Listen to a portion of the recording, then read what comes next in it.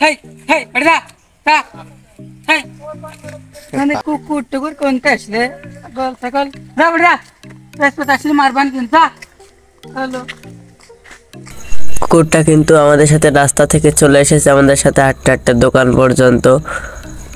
আমরা এসেছিলাম এই দোকানে সকালের নাস্তা করতে। তারপর আমরা কুকুরটার জন্য 2টা পাউরুটি নিয়ে নিলাম।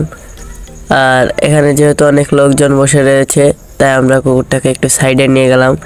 আরে না, খারাপ কিছু না। আরে টম, এ তো হাতা মেরে দিচ্ছিল ভাই, তার মানে অনেক ক্ষুধার্ত আছে। আমরা কুকুরটাকে এখন রুটি দুটো খাওয়াবো। আর রাস্তায় আসতে আসতে আমরা এর নামটা টম রেখেছি। আর টম নামে একে ডাকলেই এর সাথে সাথে রেসপন্স দিচ্ছে। এ বুঝে গিয়েছে যে এর নামটা আমরা টম রেখেছি।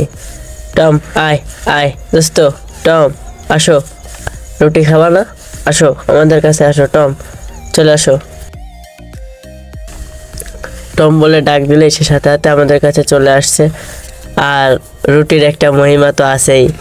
তারপর যখন যে সে চলে আসলো, এসে সে এমন ভাব করছে মনে হচ্ছে সে খুবই ক্ষুধার্ত আছে। হ্যাঁ দেখো দেখো দেখো, তোমার না দিয়ে একা একা খেয়ে দাঁড়া টম, একটু ওয়েট কর। এই নে, বের করা হয়ে গেছে। এই নে টম, খা। তুই তো আসলেই খুব ক্ষুধার্ত রে টম, নে দ্রুত খা। আরে মাটিতে ফেলিস না জানো টম, মাটিতে ফেলিস না, মাটিতে ফেলিস না টম।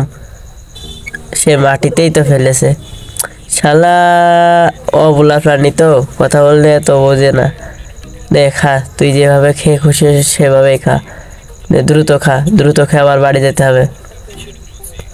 তুমি কি রুটি খেয়ে খুশি হয়েছো?